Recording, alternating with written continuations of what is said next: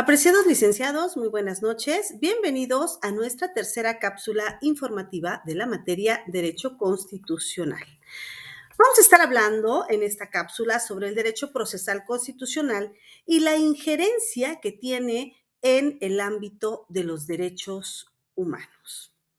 Es menester precisar que los derechos humanos son el conjunto de prerrogativas sustentadas en la dignidad humana, cuya realización efectiva resulta indispensable para el desarrollo integral de la persona. Este conjunto de prerrogativas las vamos a encontrar establecidas dentro de nuestro máximo ordenamiento, que es la Constitución Política de los Estados Unidos Mexicanos, misma que nos va a hacer una amplia gama de los derechos que consagra. Obviamente, lo que es la dignidad de la persona, el derecho al trabajo, el derecho a la educación, a la igualdad, a poder tener una propiedad, a tener acceso a la justicia, entre otros. Estos los vamos a encontrar señalados en el artículo primero al 29 constitucional primordialmente.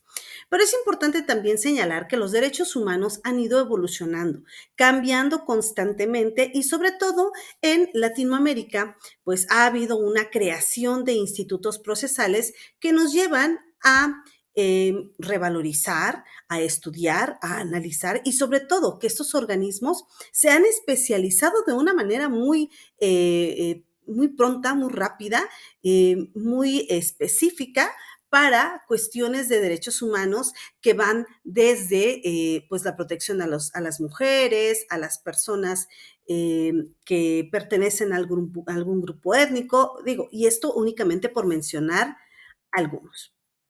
Entonces podemos ir viendo esta evolución siempre en beneficio de una manera progresiva.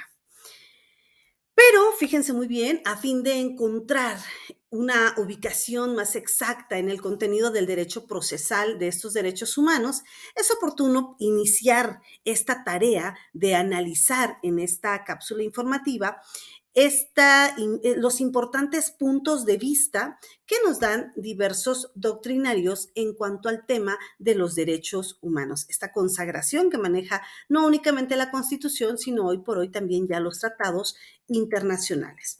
Para ello quiero compartirles lo que refiere el doctrinario Mauro Capelletti. Señala este doctrinario tres aspectos estrechamente relacionados en la disciplina de los derechos humanos consagrados en la Constitución.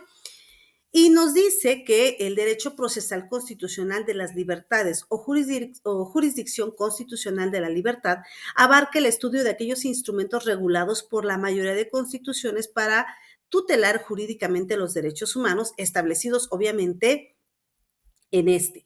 Y también recordemos, a raíz de la reforma del año 2008, aquí en el Estado mexicano, pues obviamente se da este salto, esta evolución de los juicios orales y bueno, no podemos dejar de hablar de esta reforma constitucional en materia de derechos humanos que está regulada a partir del año 2011, ya elevados a un rango constitucional, pero muy de la mano también del derecho constitucional y los derechos humanos, vamos a encontrarnos al derecho procesal constitucional orgánico o jurisdicción constitucional orgánica.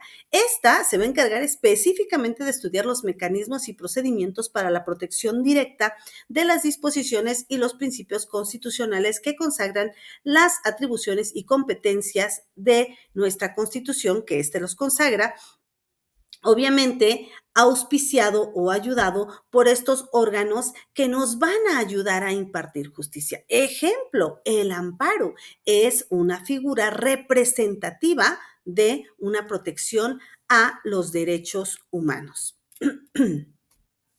También vamos a encontrarnos que el derecho procesal constitucional transnacional o jurisdiccional constitucional transnacional, que se ocupa de estudiar las regulaciones internacionales que disponen la creación de órganos supranacionales de protección de los derechos humanos con competencia determinada con procedimientos precisos.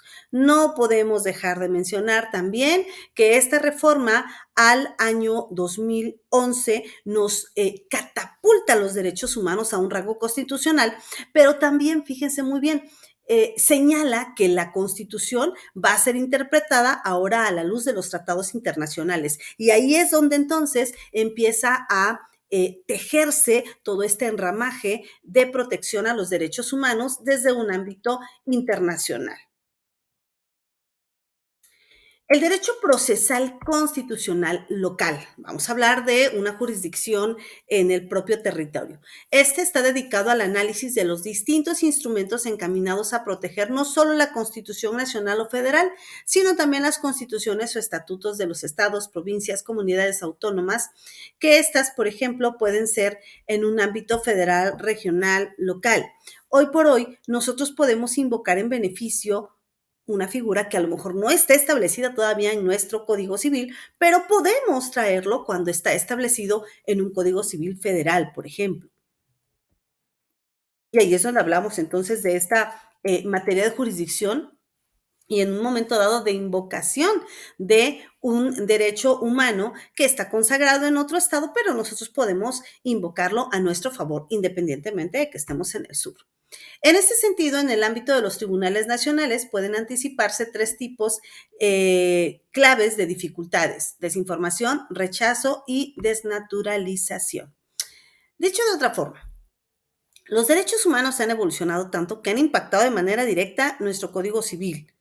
Hoy, por ejemplo, con el Código Nacional de Procedimientos Civiles y que vemos el tema de que desaparece la figura de la incapacidad, bueno, pues entonces sería muy importante verificar que están ponderando, según los analistas, los derechos humanos. Sin embargo, también existe otro apartado, por ejemplo, de un matrimonio igualitario, de una sociedad de convivencia, que hoy por hoy han ido evolucionando. Creo que este es el mejor ejemplo de una evolución de los derechos humanos. Antes, pues hablábamos de una familia tradicional.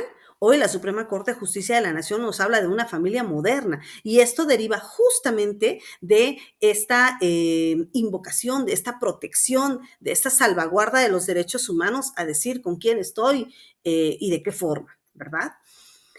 Al hablar de desinformación, de que existe una desinformación en materia del conocimiento de los derechos humanos, no nada más de una manera local, sino también en el ámbito internacional, existen criterios interpretativos adoptados por los órganos de la jurisdicción supranacional en Latinoamérica y la mayoría de los actuales jueces no recibió en su momento una formación a lo mejor universitaria suficiente acerca de los derechos humanos. ¿Y por qué no la recibieron? Simple y llanamente porque no estaban consagrados. Y en esta evolución y en este cambio es donde nosotros hemos tenido que irnos adecuando y adaptando justamente a todas estas cuestiones de cambio.